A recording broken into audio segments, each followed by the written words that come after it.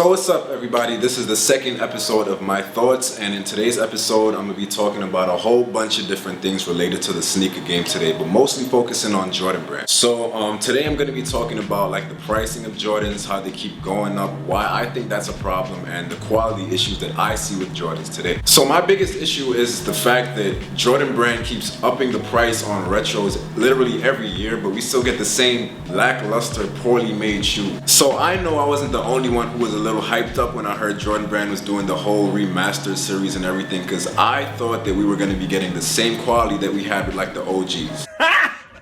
Got it! And for those of you who don't know, OG means original, which is original Jordan, so you know the shoes that came out in like the 80s and the 90s. So according to an article I read on Soul Collector, Michael Jordan's personal request when the idea of remastering the retro line was to not make it too luxurious that it wasn't true to the original.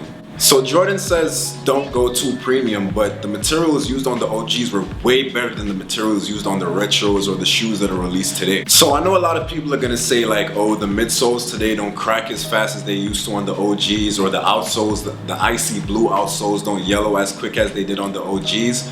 But my issue is with the uppers on Jordans today. So as an example, I have 2002 French Blue 7s. Now, I know these aren't necessarily OGs, but they're an older retro, and on older retros the quality was still better than the quality leathers or materials or whatever they use today. These dropped earlier this year in, I believe, like around February or January, somewhere around that time, and they were $190.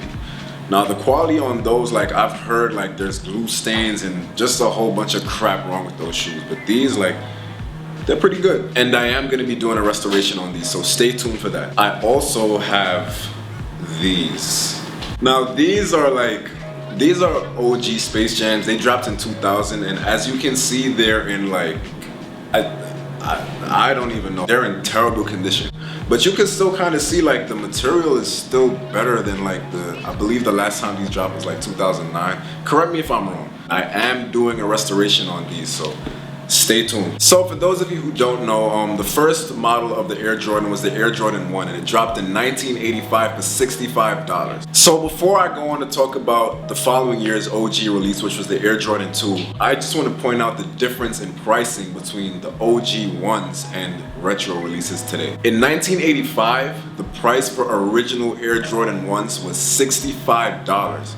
Today, regular retro releases, not even talking about 1s, $190 plus tax. Ones are, I believe, like $160, somewhere around there. Now, $100 compared to $190, that's a pretty big price difference. Now, I may be the only one, but I noticed on like retro releases, after they get beat up, they get like kind of like a really cheap, almost cardboard type look to them. Like they look like they're made out of cardboard. Now, Jordan brand is trying to like bring back some older colorways and like bring back the Nike Air and all that. And don't get me wrong, like I love the whole concept, but the fact of the matter is we're still not getting the same premium materials that were actually used on the OGs. Now I love the whole concept of bringing back the Nike Air and everything, because I mean it kind of gives them like that OG feel, but it's definitely not the same. So anyway, next year we're seeing the return of the 17s, and they are retailing for $250. That's not okay. Now I personally like 17s, but $250 for a retail release is like, that's kind of crazy, you know? And the only thing that you're getting is a briefcase. And I know somebody's gonna come comment under this video and talk about inflation and rising prices and everything, but I want you guys to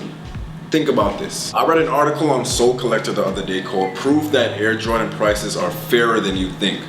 Now, let's not forget that $100 for a sneaker, and a basketball sneaker at that, in 1986, 87, or 88 was unheard of.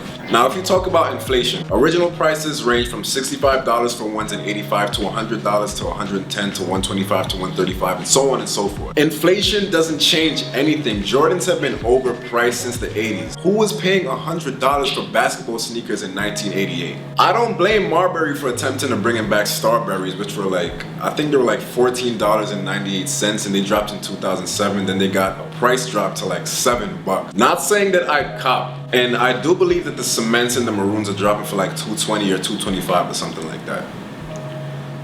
Hey, now don't get me wrong, there's some serious heat dropping next year. Like I know they're dropping the French Blue 12s, the Cherry 12s, the Flu Games, and I think like the black and white pairs called like the Master 12s or something like that. Right now I'm looking at over $1,000 in kicks for the first quarter of 2016.